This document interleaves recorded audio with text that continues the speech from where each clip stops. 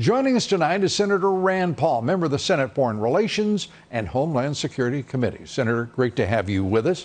Thanks for having me. The FISA right now, it seems as if there's a large contingent on Capitol Hill who want to renew and then maybe reform it later after this nation and this president have endured more than 3 years of abject spying on American citizens by rogues at the FBI and the Justice Department. Well, I just came from the White House, and the president made it absolutely clear, no quibbling about it, absolutely clear, he will not sign a clean reauthorization of the Patriot Act unless we reform FISA. The proposal I gave him was this: don't use FISA, which is a foreign intelligence court, to spy on Americans. Simply say that Americans, if you want to spy on them, you have to go to a constitutional Article 3 court to get the wiretap. This would protect Americans from the abuses that happened to the Trump campaign.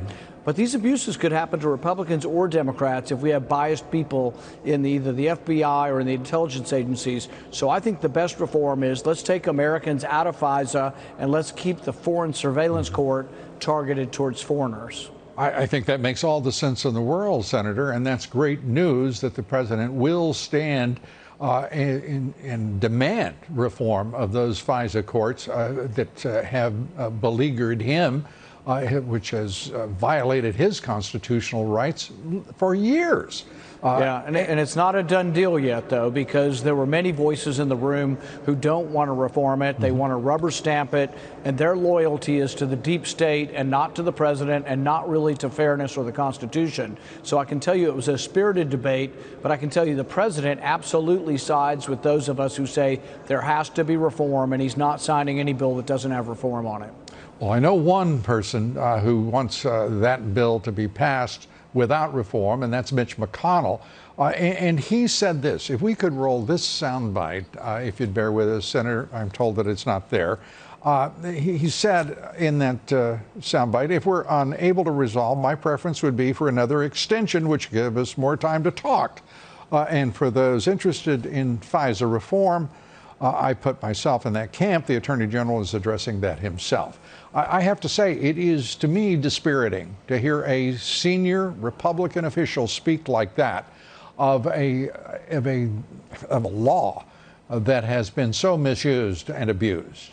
I can tell you the president was absolutely clear. He did not pull any punches. He said that he does not want this to happen to another president ever again. I'm with him. And for me, this is not a partisan thing. I had this viewpoint before President Trump. And actually, I would say this if it were a Democrat president that had been abused. Nobody that chooses to get involved in politics. Can you imagine if they use this on political activists? Or what if you're a right to life activist, or you're an activist for, you know, a variety of different issues? Should you be allowed to be targeted because the people on the other side use the intelligence apparatus for political purposes? You know, this has to stop, and I think this is the time to do it. Some of the people in the room that want to reauthorize it, oh, let's wait, we'll study the issue. No, young man, it's not the time nor the place to do this. They say come back at a later date. That means they don't want it to happen, and it's a game they play up here to delay things so we never get any reform.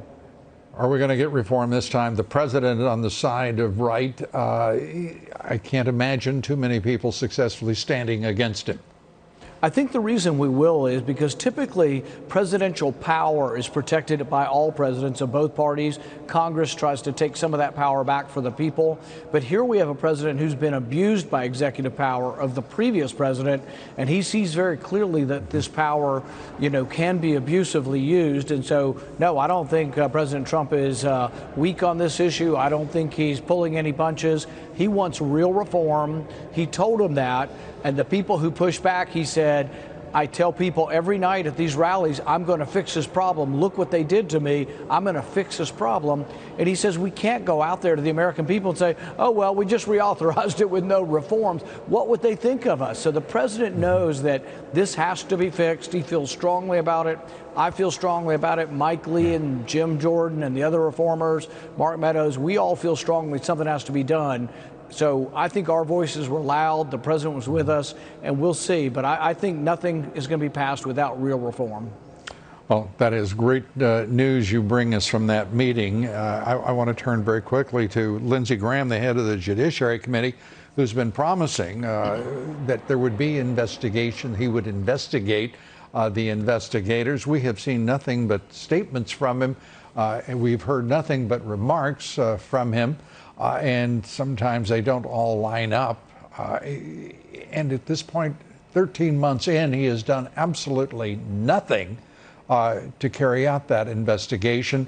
What is your sense of the Judiciary Committee and what it's failed to do? I think that his opinion is he's going to wait and let the investigators at the Department of Justice do this. But I really think there is a place for public hearings, because I don't know Mr. Durham at the Department of Justice. He may well do a complete job. We may well finally have people who are brought to justice for lying to the court. You know, all of these warrants that they got on the president's campaign were built upon a house of lies. Someone ought to be punished for that.